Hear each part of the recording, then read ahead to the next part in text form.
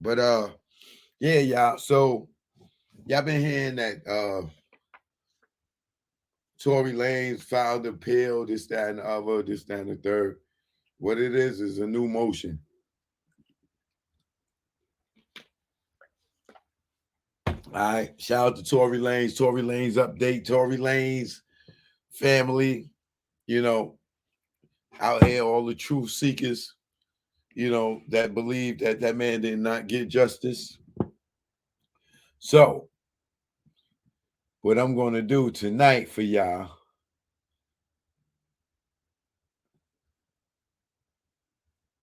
because if you notice, Have Mercy wasn't on it. this dude better get off Instagram and come on here.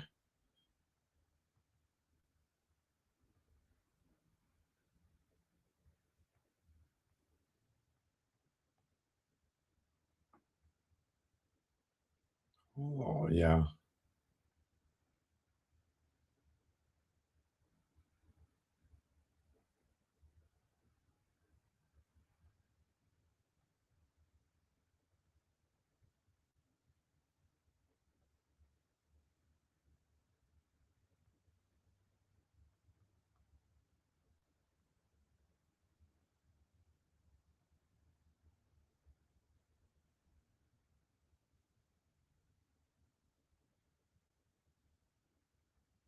Okay.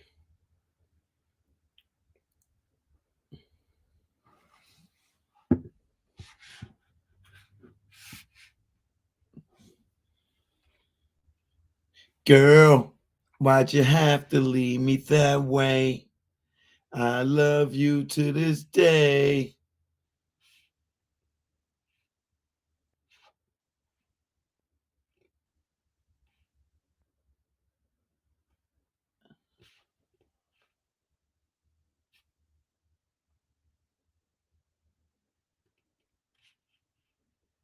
2 seconds, YouTube. I have to notify these Instagrammers.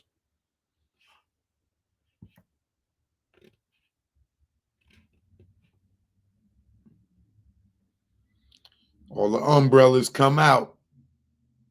All the umbrellas come out.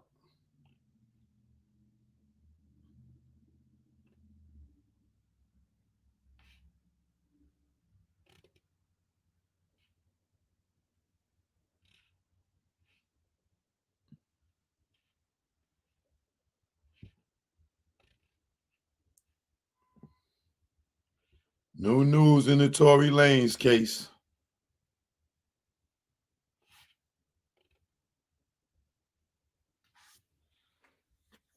New news in the Tory Lanez case. All right. Shaniqua Town business, what up? I don't know. I might, maybe, I don't know.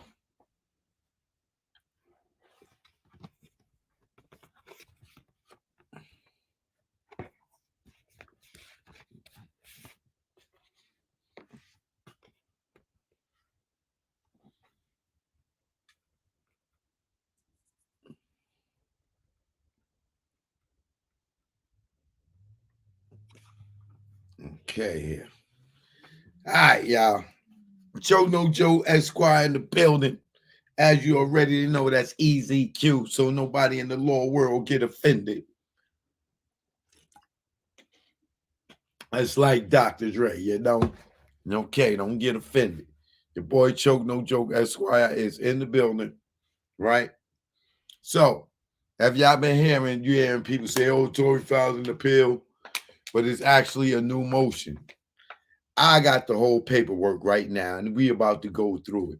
So now y'all about to see, since Tory been so quiet, now y'all about to see what his defense is saying about that trial, all right? And why they need to throw it out. So if you're a fan of Megan, stick around. If you're a fan of Tory, stick around. If you're a fan of Kelsey, little sexy ass, stick around. Okay? Let's get into this.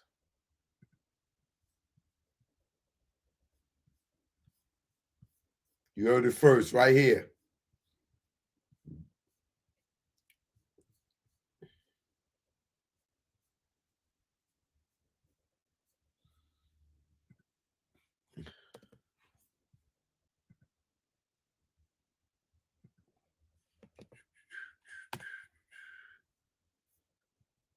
Okay.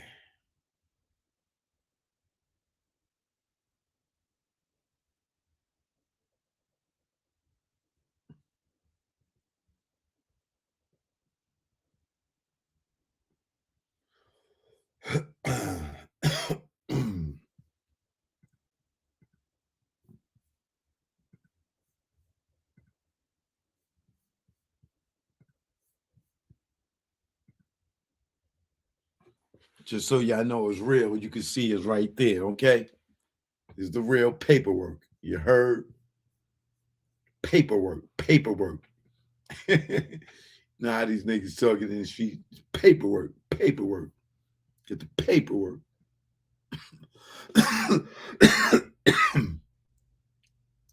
So, as you can see, notice of motion, and motion for a new trial. So he didn't file an appeal. There's a motion for a new trial, right? So let's get into it.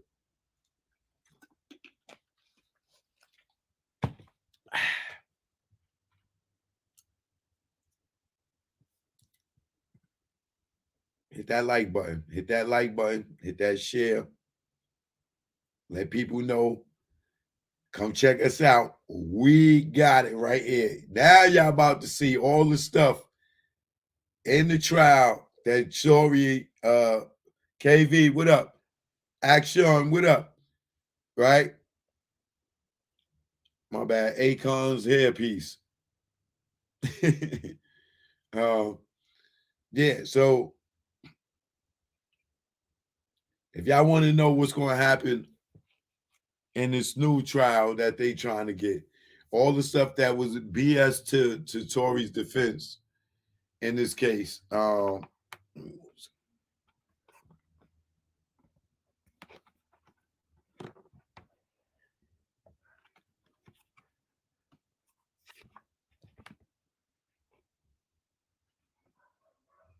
Okay.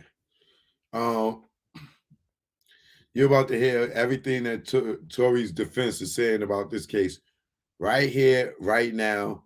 You heard it first from Choke No Joke. All right. You heard it first right here, right now. All right. Let's get into this.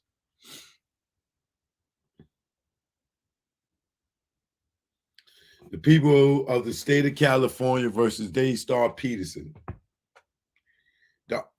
To the Honorable David Hereford, Superior Court Judge, and Alexander Bott, Deputy District Attorney for the people of the state of California. Please take notice that on April 10th, 2023 at 10:30 a.m. or soon thereafter, as counsel may be heard in Department 132 of the Superior Court of the state of California for the County of Los Angeles, the district located within the Clara Shortage Foltz Criminal Justice Center, 210 West Temple Street, Los Angeles, 90012. And before the Honorable David Hereford, Superior Court Judge, the defendant in the above mentioned matter, Daystar Peterson, by and through his attorney of record, Jose A. Biaz of the Biaz law firm, and Matthew Bahoma of Bahoma Law PC, will move this honorable court for a new trial pursuant to Penal Code Section 1181 and Article 6,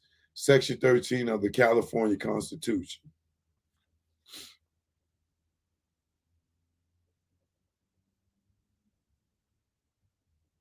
You know why my skin's so dry right here?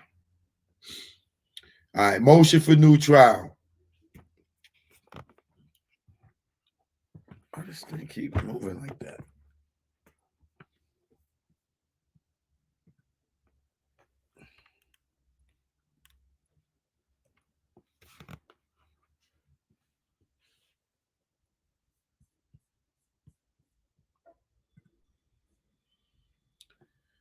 The defendant Daystar Peterson, by and through his attorney of record, Jose A. Baez of the Baez law firm, and Matthew, I'm not going to keep reading that over and over, hereby moves this honorable court for a new trial. This motion is made pursuant to Penal Code Section 1181 and Article 6, Section 13 to the California Constitution. The motion for a new trial is supported by this instant notice and motion and oral motion for such relief, as well as the accompanying memorandum of points and authority submitted herewith and all attachments thereto, the other pleadings and matters on file or to be filed with the court in this action, matters of which the court can take judicial notice, and upon such oral and documentary evidence which may be presented at the hearing on this motion, if any. And this is dated March 29th, which is 2 days ago. 3 days ago.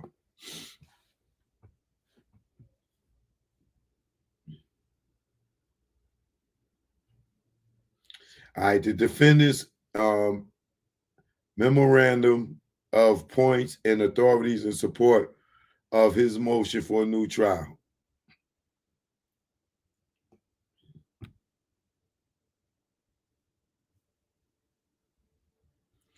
All right, introduction.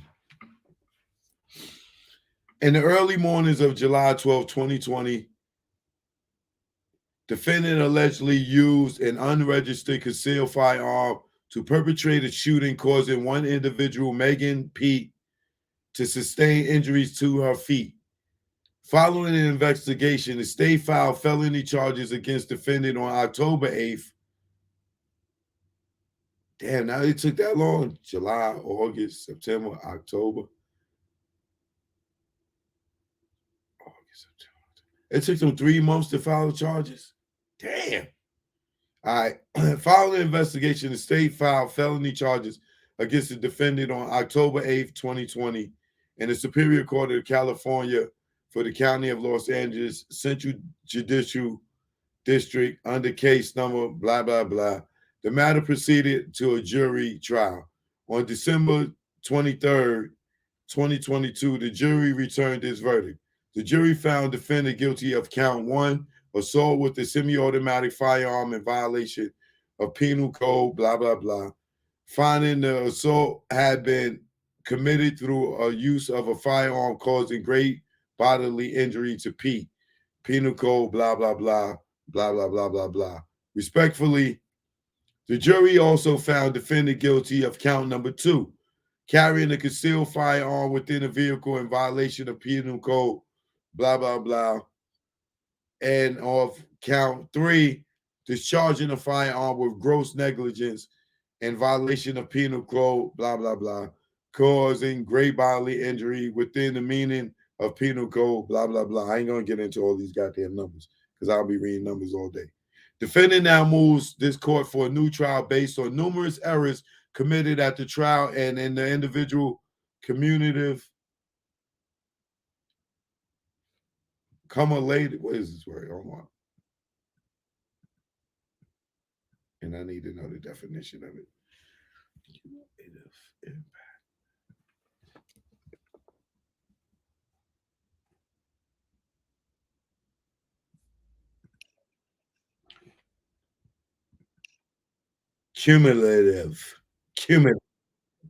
Cumulative, increasing or increased in quantity, degree, or by force by successful additions.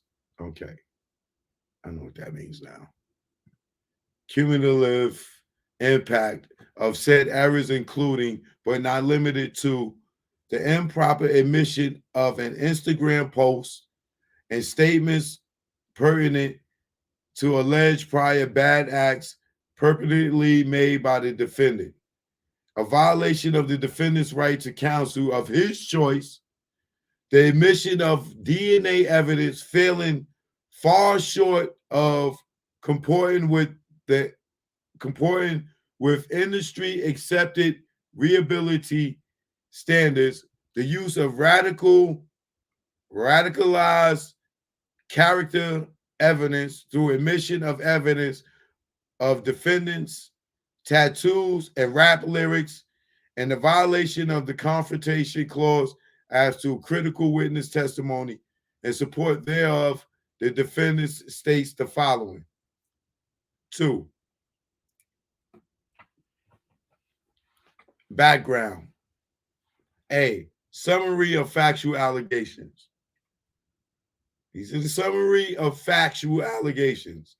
On July 12, 2020, at approximately 4:30 a.m., defendant, his security guard, Jaquan Smith, and 2 women, Kelsey Harris and Megan Pete, left the party at Kylie Jenner's Hollywood Hills home. The group left in defendant's black Cadillac Sports Utility Vehicle, SUV.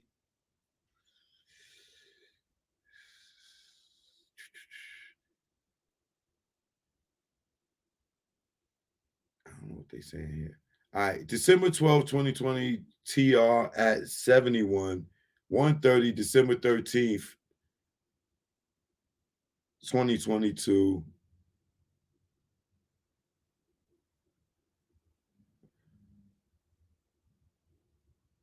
Oh, these numbers are for different parts in this thing. All right. The defendant had a romantic history with both Pete and Harris. Tory finally talking. Here we go. Tory finally talking. Here we go. Here we go. Summary of factual allegations. Tory finally speaks. Here we go. Defendant had a romantic history with both Pete and Harris. While inside of the vehicle, a verbal argument reportedly ensued between defendant, Harris, and Pete. Pete asked to exit the vehicle. Smith stopped the SUV in a residential neighborhood on 1800 block of Nicholas Canyon Road. Pete exited the SUV and walked away from the vehicle with her back to the SUV, and its occupants intended to call another ride. As Pete was walking away, yelling from inside the SUV continued, Pete turned back around. As Pete was walking away, yelling from inside the SUV continued, Pete turned back around. As she did, a firearm was discharged from the SUV in her direction and aimed at her feet. Defendant and Harris ran to Pete's aid, attempting to provide her medical assistance before helping her back into the SUV.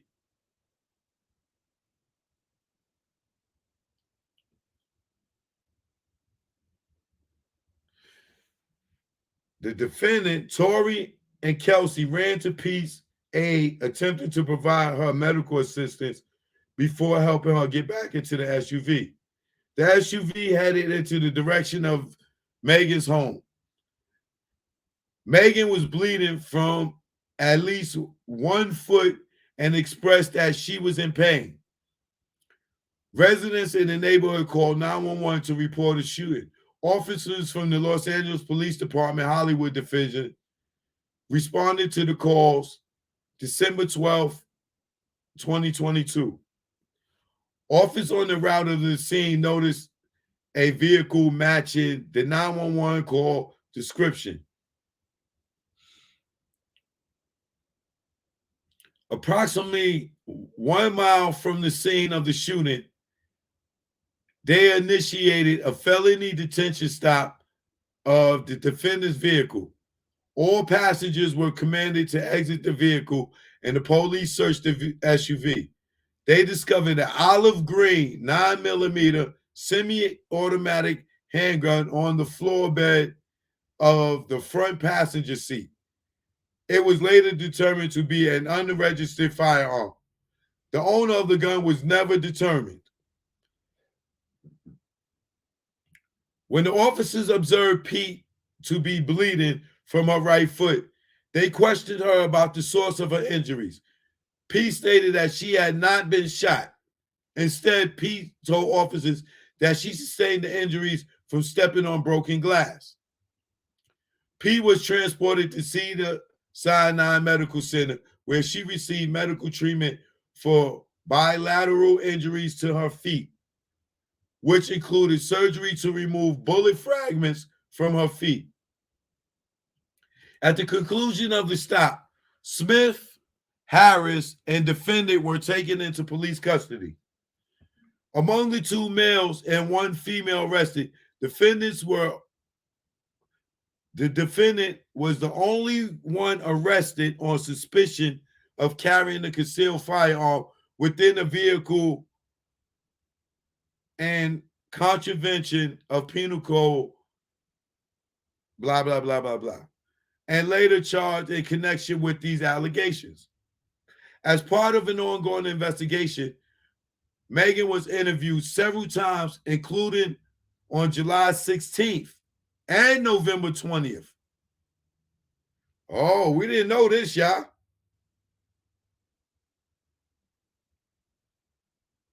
So Megan got interviewed 3 days later and then again in November. Why they never said that? And where those interviews at? Why they didn't play the audio for those interviews like they did with Kelsey?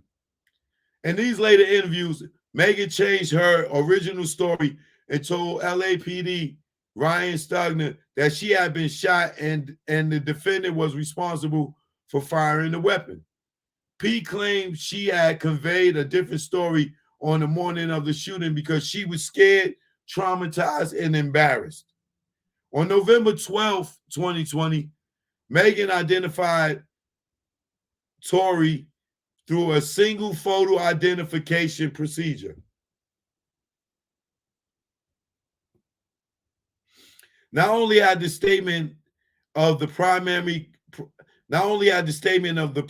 complaint Megan changed, but as the investigation into the shooting continued, further questions were raised. Several of the witnesses were interviewed and providing different versions of events. No one except Megan could identify who discharged the gun. The gunfire came from the side of the vehicle that Harris occupied. That's Kelsey. After the incident, Harris and Pete nearly immediately discontinued their long-term friendship, employer and employee relationship, which don't make no sense. Because if Tory did it, why she cut why did she cut Kelsey off? Why is she mad at Kelsey? Why did she get rid of Kelsey? Right? Is what they said. Forensic testing did not resolve any of these questions. Both Harris and Lanez had gunshot residue on their hands.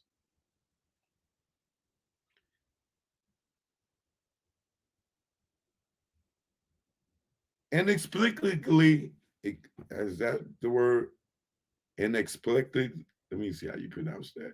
Inexplicably. Inexplicably.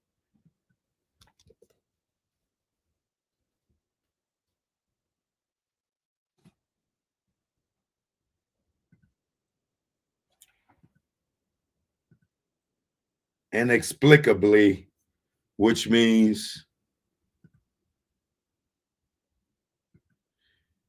in a way that cannot be explained. Inexplicably, in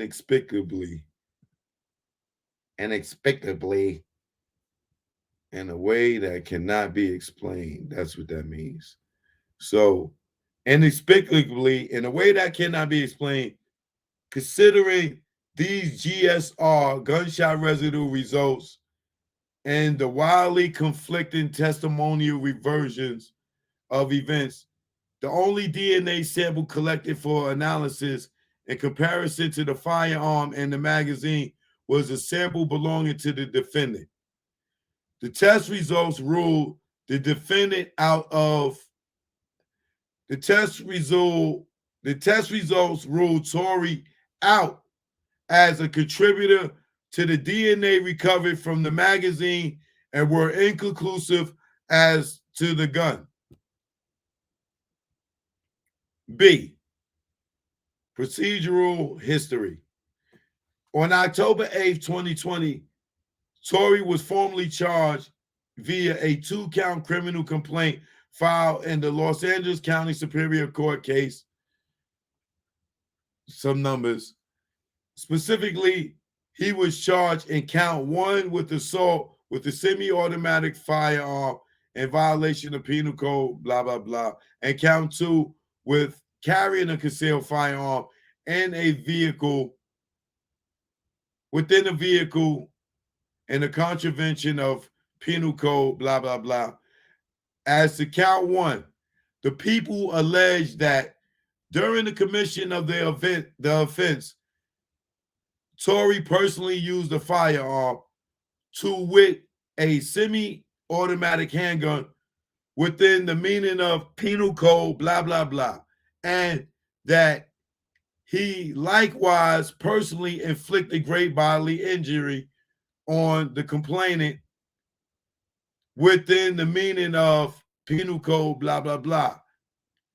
He was arraigned on October 13th, 2020. He pled not guilty to all charges and denied all allegations against him.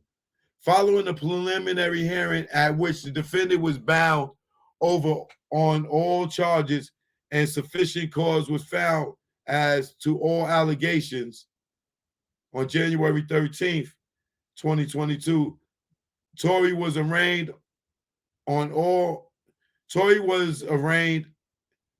an information that contained the same charges and allegations as the earlier charging document at counts 1 and 2.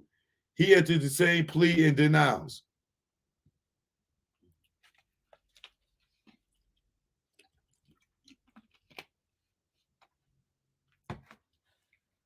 The cause was set to proceed to a jury trial in December 2022. Despite the prosecution's otherwise zealous prosecution of the case in the more than 2 years leading up to the trial, on the eve of trial, December 5th, 2022, the people sought out to make a last-minute amendment, the information to add count 3, discharge of a firearm with gross negligence in violation of penal code, blah, blah, blah, alleged to have resulted in the infliction of great bodily injury within the meaning of penal code, blah, blah, blah. Though requesting leave